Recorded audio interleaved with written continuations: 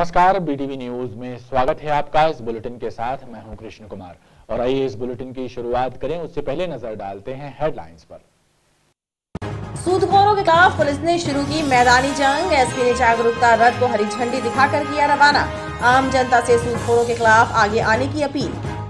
पंचायत चुनाव को लेकर आबकारी विभाग अलर्ट। हाईवा में लाई जा रही 90 पेटी देशी शराब जब्त। नरसिंहपुर से जबलपुर लाई जा रही थी शराब। और करोंदा नाले के छोर पर मिला 5 माह पुराना कंकाल। सिर गायब होने से मची सनसनी। पुलिस ने कराया पोस्टमार्टम, जांच जारी। आजादी के अमृत महोत्सव के तहत शहर की अलग अलग निर्माणियों के द्वारा आयुध उत्पादों की प्रदर्शनी का आयोजन किया गया है। आयुध उत्पादों की ये प्रदर्शनियां लोगों के आकर्षण का केंद्र बनी हुई हैं। आयुध निर्माणी खमरिया द्वारा आयोजित आयुध प्रदर्शनी में लोगों को सैन्य दलों और सैन्य हथियारों को देखने का मौका मिल रहा है। कैंट क्षेत्र के विधायक अशोक रोहानी ने भी सैन्य प्रदर्शनी का भ्रमण किया। आयुध उत्पादों के आधुनिकीकरण और गुणवत्ता की जानकारी हासिल की। आजादी के अमृत महोत्सव के तहत सुरक्षा संस्थानों द्वारा आयोजित की गई आयुध उत्पादों की प्रदर्शनी लोगों के बीच आकर्षण का केंद्र बनी हुई है। इन प्रदर्शनियों में लोगों को सैन्य हथियारों और सैन्य दलों का दमखम देखने का मौका मिल रहा है। आयुध निर्माणी खमरिया द्वारा स्टाफ क्लब वेस्टलैंड में लगाई गई आयुध उत्पादों की प्रदर्शनी लोगों को सेना की शक्ति और क्षमता का एहसास करा रही है।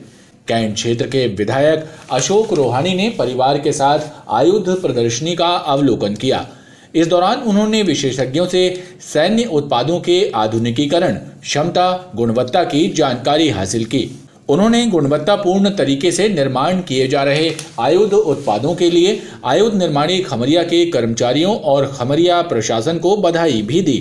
देशवासियों को और जबलपुर संस्कार रानी की जनता को इस प्रदर्शनी के माध्यम से यह अवगत कराया जा रहा है कि हम भारतीय सेना को सशक्त और सुदृढ़ बनाने के लिए जो यहाँ पर निर्माण कर रहे हैं उसका आने वाली पीढ़ी को और हमारी जनता को जानकारी रहे। और उसी कड़ी में आज मैंने आयुध निर्माणी खमरिया में इस प्रदर्शनी के माध्यम से वो जानकारी ली। सचमुच ऐसे ऐसे गोले, ऐसी ऐसी बारूद की वो चीजें जो भारतीय सेना दुश्मनों के लिए वार करने के लिए यहाँ पर जबलपुर में निर्माण होता है। और इस प्रदर्शनी के माध्यम से निश्चित रूप से हमें और हमारी जनता को यह अवगत होता है। आयुध निर्माणी खमरिया द्वारा प्रदर्शित इस आयुध प्रदर्शनी में सेना के लिए तैयार किए जाने वाले अलग अलग तरह के सैन्य उत्पादों को प्रदर्शित किया गया है। खास बात यह कि आम लोगों के साथ ही विभिन्न स्कूलों के छात्र छात्राएं भी प्रदर्शनी का अवलोकन कर रहे हैं। उन्हें इन उत्पादों को करीब से देखने और विशेषज्ञों से इनकी उपयोगिता की जानकारी हासिल करने का मौका मिल रहा है। बीएसएनएल एम्प्लॉइज यूनियन ने शनिवार को बीएसएनएल जीएमटीडी कार्यालय में प्रदर्शन और नारेबाजी की। कर्मचारी संगठन ने बीएसएनएल के जबलपुर प्रबंधन पर स्थानांतरण नीति का उल्लंघन करने, ठेका मजदूरों की छटनी करने, भ्रष्टाचार और अनियमितताएं बरतने के गंभीर आरोप लगाते हुए आने वाले दिनों में महाप्रबंधक के विरुद्ध आमरण अनशन करने की चेतावनी दी। एससी को प्रताड़ित करना नहीं चलेगा, नहीं चलेगा, नहीं चलेगा। एससी को प्रताड़ित करना नहीं चलेगा, नहीं चलेगा, नहीं। बीएसएनएल जबलपुर प्रबंधन के विरोध में बीएसएनएल एम्प्लॉइज यूनियन ने चरणबद्ध आंदोलन शुरू कर दिया है।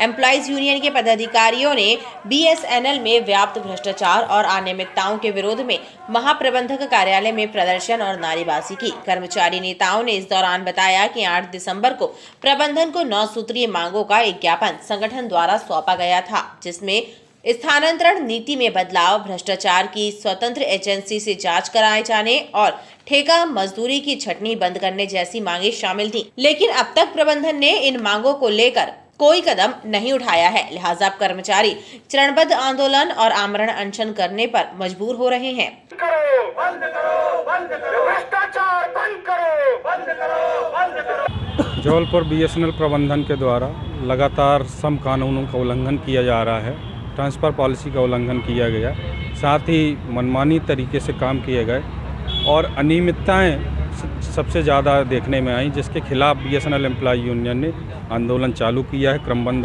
आंदोलन है। हमारी प्रमुख मांग है कि जो ट्रांसफ़र पॉलिसी है उसको बिना पक्षपातपूर्ण ढंग से लागू किया जाना चाहिए। सबके साथ समान व्यवहार होना चाहिए। महिलाओं की ड्यूटी टाइमिंग जो है सही होना चाहिए, गलत तरीके से नहीं लगाई जानी चाहिए।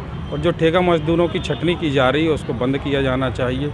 BSNL कर्मचारियों ने प्रदर्शन के दौरान महाप्रबंधक के विरोध में नारेबाजी की और आमरण अनशन करने की चेतावनी भी दी। पनागर थाना क्षेत्र के सरसमा गांव में बीते दिनों एक व्यक्ति द्वारा गांव की एक महिला के साथ घर में घुसकर छेड़छाड़ की गई थी। इस मामले में FIR दर्ज करने के बाद भी पुलिस ने आरोपी को गिरफ्तार नहीं किया। आरोपी अब पीड़ित परिवार को धमका रहा है। पीड़ित परिवार और बहुजन समाज पार्टी के कार्यकर्ता आरोपी की गिरफ्तारी की मांग को लेकर SP कार्यालय पहुंचे, जहां बसपा नेताओं और पीड़ित परिवार ने छेड़छाड़ करने वाले आरोपी को गिरफ्तार करने की मांग एडिशनल SP से की और उन्हें शिकायत पत्र सौंपा। पीड़ितों की शिकायत के बाद एडिशनल SP संजय अग्रवाल ने पनागर थाना प्रभारी को आरोपी की गिरफ्तारी करने के निर्देश दिए।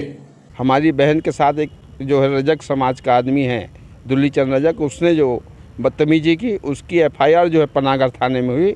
उसको गिरफ्तारी करने के लिए, क्योंकि 1 हफ्ता बीत गया आज तक गिरफ्तार नहीं हुआ, उसकी गिरफ्तारी के लिए हम लोग सब लोग यहाँ आए हैं और मांग करते हैं। अभी एडिशनल साहब से मिले हैं, उन्होंने बोला है कि हम जो है उसको तत्काल गिरफ्तार करते हैं और ऐसा नहीं होने पे हम लोग जो है जन आंदोलन करेंगे और जो है शासन प्रशासन की नींद हराम कर देंगे। एक थाना पन्नागर का एक अपराध है घर में घुस कर के छेड़छाड़ करने का महिला के साथ, और जो कि 12 दिसंबर को कायम हुआ था और उसमें इनका कहना है कि गिरफ्तारी नहीं हुई है। तो मैंने अभी थाने को बताया है कि अभी जाएं वो और आरोपी के घर पे देखें, उसके संबंधित ठिकानों पे तलाश करें और उसकी गिरफ्तारी करें। रांची के बड़ा पत्थर इलाके में 13 दिसंबर को बारात लेकर गए दूल्हे के सूने घर में हुई चोरी की वारदात का पुलिस ने खुलासा कर लिया है। पुलिस ने CCTV फुटेज के आधार पर चोरी करने वाले 3 आरोपियों को गिरफ्तार किया है। इनसे चोरी किए हुए जेवरात भी बरामद किए गए हैं। मामले में एक नाबालिग भी शामिल है, जिसने अपने दोस्त और उसकी नानी व मामा के कहने पर चोरी का प्लान तैयार किया और फिर वारदात को अंजाम दिया। रांची के बड़ा पत्थर इलाके में पिछले दिनों बारात लेकर शिवनगर गए एक दूल्हे सुनील हरदहा के सूने घर में चोरी की वारदात घटित हुई थी। चोर घर से नकदी और जेवरात लेकर रफू चक्कर हो गए थे। इस मामले में रांची पुलिस ने दूल्हे की रिपोर्ट पर प्रकरण दर्ज कर जांच शुरू कर दी थी। इस दौरान CCTV फुटेज से पुलिस को कुछ संदेहियों का पता चला था, जिसके आधार पर पुलिस ने चोरी का खुलासा करते हुए 3 आरोपियों को गिरफ्तार किया है। वारदात में एक नाबालिग बालक भी शामिल था, जिसने अपने एक दोस्त हरसू कोरी, उसकी नानी उषा कोरी, मामा सुरेश कोरी के साथ चोरी की योजना बनाई थी और वारदात को अंजाम देने के बाद चारों ने चोरी किए हुए जेवरातों और नकदी रकम को आपस में बराबर बराबर बांट लिया था। इस मामले में अपचारी बालक को अभिरक्षा में लेकर चोरी करने वाले उषा कोरी और सुरेश कोरी को पुलिस ने गिरफ्तार कर लिया है। इनसे चोरी किए हुए जेवरात बरामद किए गए हैं। चांदी व सोने के जेवरात और नकदी 50,000 रुपये चोरी किए गए थे, जो बराबर बराबर हिस्सों में चारों ने, हरसू कोरी, उषा कोरी और सुरेश कोरी व बाल अपचारी ने बराबर बराबर हिस्से में सोने चांदी के जेवरात बांट लिए व 50,000 रुपये, 12,500 रुपये चारों ने आपस में बांट लिए। जो तीनों, एक बाल अपचारी, 2 आरोपी उषा कोरी व सुरेश कोरी को गिरफ्तार किया गया है। हरसू कोरी अभी फरार है। इस मामले में फरार हरसू कोरी की तलाश की जा रही है। वहीं पुलिस पकड़े गए आरोपियों से चोरी की हुई नकदी रकम भी बरामद नहीं कर सकी है। रांची क्षेत्र में सूदखोरी का एक और मामला सामने आया है। शिकायत की जांच के बाद पुलिस ने मामले में 2 लोगों के विरुद्ध प्रकरण दर्ज कर आरोपियों की तलाश शुरू कर दी है।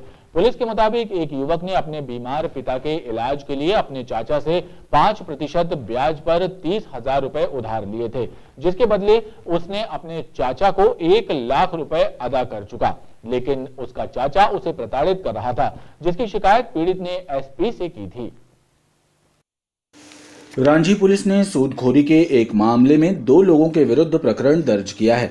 इसमें लालजी रजक को मुख्य आरोपी बनाया गया है। रांची पुलिस के मुताबिक क्षेत्र में रहने वाले विजय कुमार रजक ने 2 वर्ष पहले अपने पिता के इलाज के लिए अपने चाचा लालजी रजक से 30,000 रुपए उधार लिए थे। लालजी ने अपने भतीजे को ये रकम 5% ब्याज पर उधार दी थी।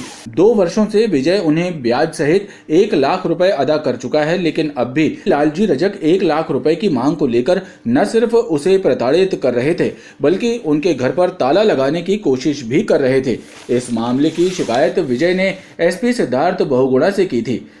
शिकायत की जांच के बाद पुलिस ने लालजी रजक और एक अन्य के विरुद्ध सूदखोरी का मामला दर्ज किया है। प्रार्थी के घर में जाकर धमकी दी गई, जान से मारने की धमकी दी गई पैसा न देने पर। जो प्रार्थी द्वारा पुलिस अधीक्षक महोदय को आवेदन दिया गया, जिस पर थाना रांझी में आरोपी लालजी रजक और एक अन्य व्यक्ति के विरुद्ध कर्जा एक्ट का प्रकरण कायम किया कर विवेचना में लिया गया है। आधारताल क्षेत्र में स्थित लिटिल किंगडम स्कूल में छात्रों के अभिभावकों ने प्रदर्शन किया। अभिभावकों ने आरोप लगाया कि स्कूल प्रबंधन छात्रों के अभिभावकों से 40% अधिक फीस की मांग करते हुए छात्रों और अभिभावकों को परेशान कर रहा है। अभिभावकों ने इस मामले में विरोध दर्ज कराते हुए प्रशासन से भी कार्रवाई करने और अभिभावकों को फीस वृद्धि से राहत दिलाए जाने की मांग की। मनमर्जी नहीं चलेगी। आधारताल में स्थित लिटिल किंगडम स्कूल में छात्रों के अभिभावकों ने फीस वृद्धि को लेकर प्रदर्शन किया और विरोध दर्ज कराया। छात्रों के अभिभावकों ने आरोप लगाया कि स्कूल प्रबंधन शासन के दिशा निर्देशों का हवाला देकर अभिभावकों से 40% ज्यादा फीस की मांग कर रहा है। इसके लिए प्रबंधन छात्रों और उनके अभिभावकों पर दबाव बना रहा है, जिससे अभिभावक परेशान हैं। हम लोगों का कहने का मतलब यही है कि दिसंबर और जनवरी में जितनी भी फीस हम लोगों की पहले से बनी हुई थी, सिर्फ हम लोग उतना ही देंगे। बाकी हम लोगों को और भी फीस इंक्रीज करने के लिए, और इंक्रीज अगर हो रही है तो हम लोग उसको नहीं देंगे। आपको अगर फीस देनी है तो दीजिए, नहीं तो हम अपना बच्चा पढ़ाने में असहमत है। हम लोग नहीं सहमत है कि हम अपने बच्चा पढ़ा पाएंगे। आज हम लोगों ने बस, हम लोगों का टारगेट यही था कि फीस जो बढ़ाई गई है, जो फीस बढ़ाई गई है वो फीस है हम लोगों की, जो फीस हम लोगों से बढ़वा ली है इन लोगों ने, वो फीस हम लोग बढ़ी हुई फीस नहीं देंगे। तो इसी के लिए हम लोगों का था कि प्रिंसिपल मैम या फिर जो डायरेक्टर है स्कूल के, उन लोग इस फीस को रोकें। हम लोगों को बढ़ाने का कोई, जितनी फीस दिसंबर जनवरी के लिए ना बोल रहे हैं। लोग ये चाहते हैं कि गवर्नमेंट के जो भी आदेश पारित हुआ होगा फीस बढ़ाने के लिए या लेने के लिए, कि प्राइवेट स्कूल अब फीस बढ़ी हुई फीस ले सकते हैं, तो वो क्या कब से है? इसी मन से है कि ये पुराना लेने के लिए भी निर्देश दे दिए हैं, जो ये पुरानी फीस के लिए भी हमको बोल रहे हैं कि इसमें बढ़ा के क्यों ले रहे हैं। वहीं दूसरी ओर इन आरोपों को स्कूल प्रबंधन ने नकार दिया है। स्कूल प्रबंधन से जुड़े अधिकारियों का कहना है कि शासन द्वारा फीस संबंधी जो नई गाइडलाइन जारी की गई है, उसके अनुसार ही प्रबंधन ने आगामी 4 माह की फीस में 10% का इजाफा किया है, जो कहीं से भी गलत नहीं है।